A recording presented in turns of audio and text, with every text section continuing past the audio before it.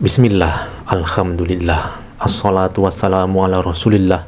Assalamualaikum warahmatullahi wabarakatuh.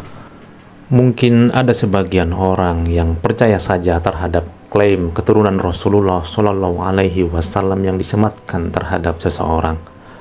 Tapi juga ada sebagian orang yang tidak begitu saja percaya terhadap klaim keturunan Nabi tersebut.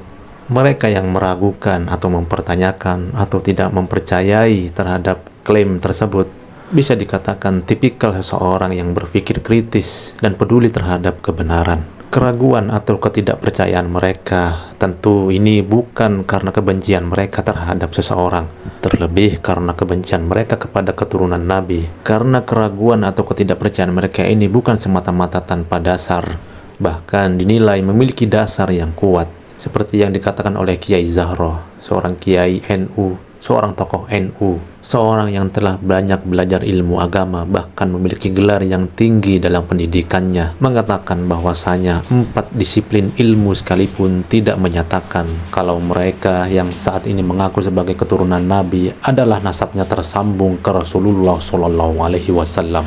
Nah, coba kita simak perkataan dari Kiai Zahro tersebut berikut ini. Membahas nasab tidak ada manfaatnya sama sekali. Iya, kalau nasab, misalnya nasabnya Pak Arif, saya bakal kurang gawe. Mas Khalid misalnya tak bakal kurang gawe. Tapi ini membahas nasab yang terkait dengan Rasulullah SAW. Itu masalahnya. Berulang kali saya sampaikan pada para kiai yang ngontak saya katakan, saya bukan membela A, membela B, bukan, tapi saya ingin membela posisi nasab sucinya Rasulullah Muhammad SAW. Demi itu, lalu saya katakan bahwa Pak Alawi bukan nasab Nabi. Bukan, demi Allah tidak sambung nasab Nabi. Sampai-sampai beliau mengatakan demi Allah. Begitu tegas pernyataan dari Kiai Zahro ini. Bukan saya benci pada mereka, saya kasihan pada mereka. Bayangkan ya, kalau ngaku nasab Nabi ternyata bukan. Haram mencium bau surga. Itu yang bersabda Nabi sallallahu alaihi wasallam. Kalau ngaku nasab Nabi ternyata benar, ya tidak ada masalah. Tapi kalau ngaku nasab Nabi ternyata bukan, berbahaya. Satu. Yang kedua, ngaku nasab Nabi pasti ada sebutir pasir atau seberapa kesombongan, pasti. Orang yang ngotot ngaku nasab Nabi itu mesti ada kesombongan dalam hatinya. Kenapa sih kalau dikatakan bukan nasab Nabi lalu marah? Kenapa? Kan berarti karena kesombongannya. Jadi sekali lagi, panjenengan yang ngaku nasab Nabi, hentikan. Diarani duduk nasab Nabi rapopo.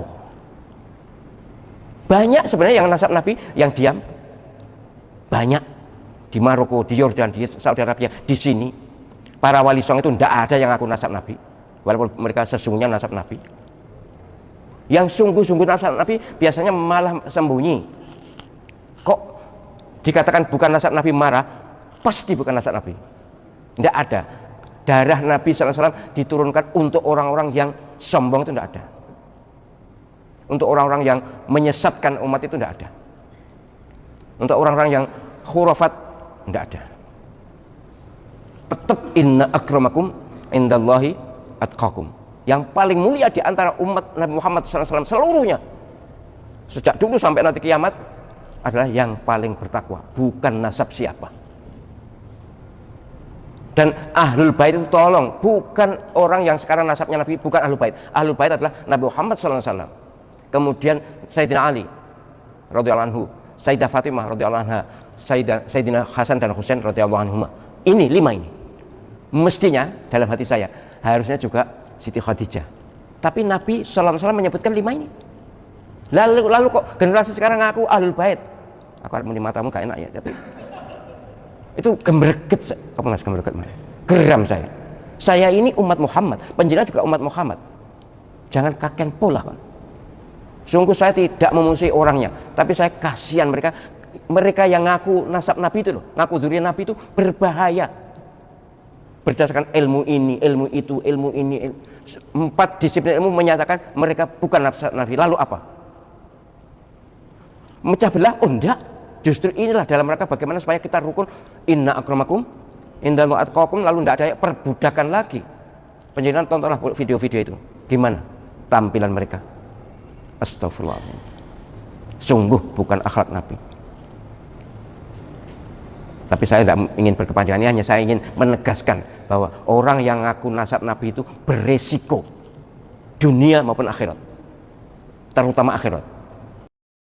Di sini tentunya bukan bermaksud untuk mengajak, menghina atau merendahkan mereka yang mengaku sebagai keturunan Rasulullah Shallallahu Alaihi Wasallam, melainkan sebagai nasihat agar bertakwa kepada Allah, agar lebih mengutamakan takwa daripada nasab. Sekalipun Kiai Zahro salah dan mereka memang terbukti benar-benar merupakan keturunan Rasulullah Shallallahu Alaihi Wasallam, maka tetap takwa lebih utama daripada nasab.